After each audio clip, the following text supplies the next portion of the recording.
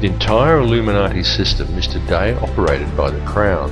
And what is the Crown exactly? Well, contrary to popular belief, the Crown does not refer to the royal family or to the British monarchy, but to the inner city of London, which in actual fact is a privately owned corporation that functions as a completely separate sovereign state outside the jurisdiction of England, the same as its two sister city-states of Vatican and Washington's District of Columbia, all of which combine to form the empire of the three cities. Most people are completely unaware that when they swear allegiance to the Crown, they are actually swearing allegiance to this private corporate empire owned by the 13 Illuminati families. These are the very same private individuals who also indirectly own and operate the World Bank. And what does the World Bank do exactly? Well, apart from other things like control global oil prices, it lends money to whole countries by supplying each country's Federal Reserve Bank, and then it collects interest on these loans, which is paid by taxing the labour of the peoples of each country. Now let me just run that by you again so you clearly understand how this works. If you live in a country that has a Federal Reserve Bank, then the World Bank, a privately run company that is able to legally create money from thin air, is who supplies your country with money at interest. And you, as the individual, is required to pay a tax on your labour to pay off the interest on the government's loan from this private bank. Many people are duped into believing that their taxes pay for infrastructure, and without taxes there would be no roads and no schools and the country would fall apart. But this is completely untrue. The government has the legal right to coin its own money and control its value, but it does not. It borrows money from a private bank and uses this bank loan to pay for infrastructure, and then you are taxed in order to pay off the interest on the loan. Interest which, from a business perspective, is pure profit for the international banksters. However you choose to look at things, one thing must be clearly understood, and that is that each person in the Western world who has a job is forced every year to give away approximately 3 months' worth of wages in taxes, and that tax money goes directly into the pockets of the private individuals who own and run the World Bank.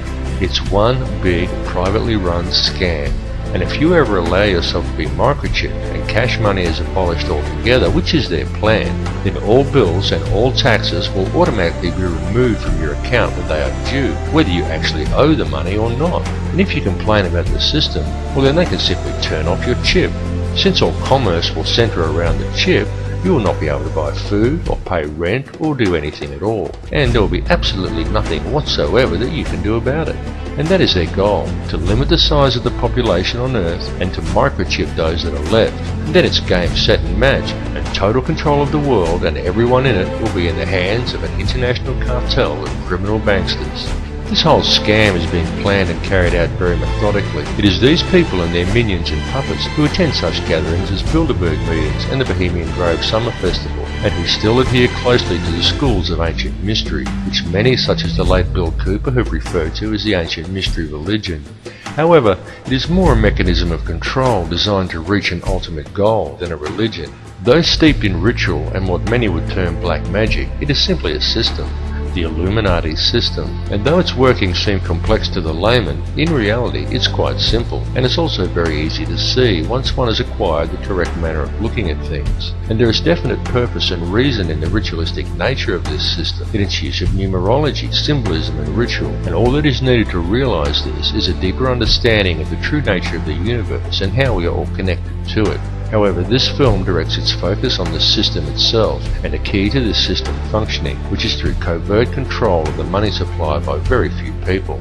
It is crucial that people become aware of this issue because the methods by which society could free itself from this system of control are also very simple. Once a person has gained an understanding of the true realities of this world we live in, and this is not as difficult a task as you may at first think, because due to its complexities, the illusion the elite have created that most perceive as reality is a very fragile one. It is fragile because it is not reality.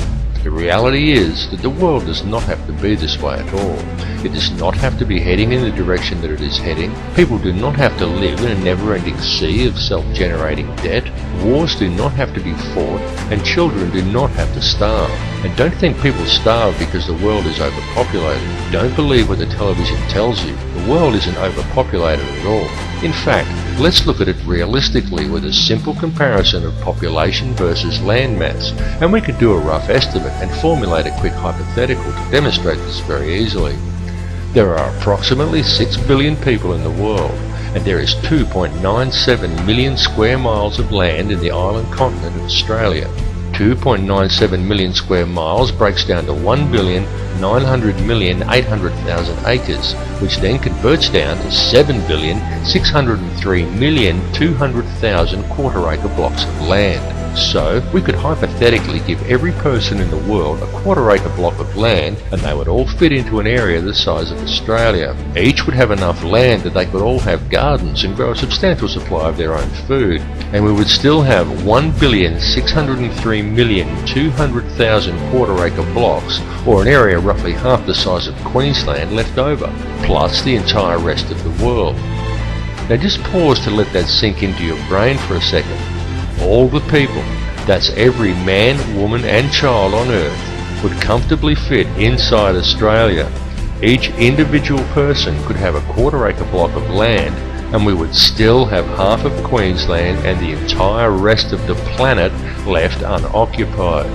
The world is not overpopulated at all. It is just very badly managed, and you need have absolutely no doubt whatsoever that this bad management is intentional and it is methodical. It would, however, be very simple to fix things, and all that is required is for people to wake up to how much they are being lied to and how much they are being scammed. And this goes for everyone. People really need to gain an understanding of how this system actually works, because this bad management is crippling the world and it is crippling the people. The methods that are used to do this become truly transparent once a person has gained a clear enough vision to see it, and people really do need to open their eyes and see it right now, because now that the world has been made smaller, and now that all the resources have been discovered and there are no frontiers left to conquer, the criminal elite intend to carry out a mass depopulation of this world, and their plan to do this is well underway. They are doing it in the Middle East with war, in countries such as Africa through starvation, and now in Western countries through water additives, aerial spraying, and through the introduction of toxic and nutrient-deficient genetically modified foods. And this is very soon to be taken to the next level with the global introduction of Codex Alimentarius, an insidious set of food guidelines that are due to come into effect worldwide on December 31st, 2009. But people are now beginning to wake up and realise that all is not right, and they are beginning to speak out. The police need to understand this situation and take action to address these matters as well, and this is very important, and there is no reason why the police should act against the people who are waking up and speaking out against this corrupt system, for the police are also being scammed, just as badly and in some ways even worse than everybody else.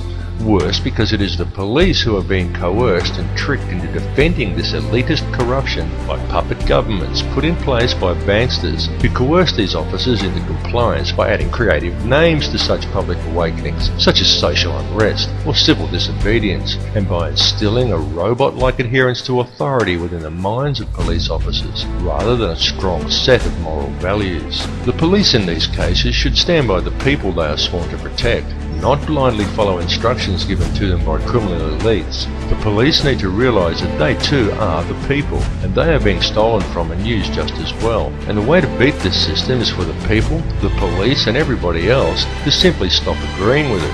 And also the politicians who bow to these corrupt money cartels and enact these ridiculous pieces of legislation. These politicians need to seriously think about what they are doing.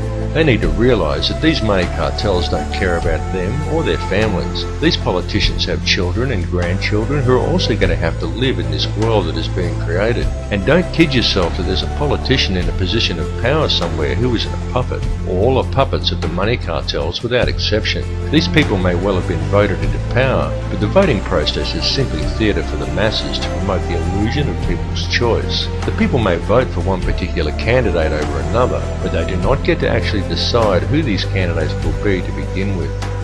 The people of the world need to realise their own potential and wake up from the dream that they are living in. Forget what you were told and trained to do by the TV, because it's a lie. TV is there to train people what to think and how to act. End of the list. It is nothing more than a tool of propaganda that has successfully brainwashed 95% of the Western world by feeding people manufactured news, disinformation, and giving people an utterly false perception of the world and of their relationship to each other. Turn your TV off and leave it off. After even a month of no TV, you'll be surprised at how much better and how much healthier you feel. It needs to be clearly understood by people everywhere that the elite only have the power over the people that the people themselves grant to them. So stop giving it to them. Stop doing what the TV tells you and stop complying with the system. Understand that there truly is no division among the people of the world, no matter who they are or where they are from. We are all people and we are all one. It is through the constantly promoted illusion of division that the system is able to function, but in order for it to do so, it needs public compliance. Stop complying and you will shut the system down. You will shut it down completely, because if people stop complying, it will simply implode. It will collapse like a house of cards, and all it would take for this to occur is global awareness of how it really works.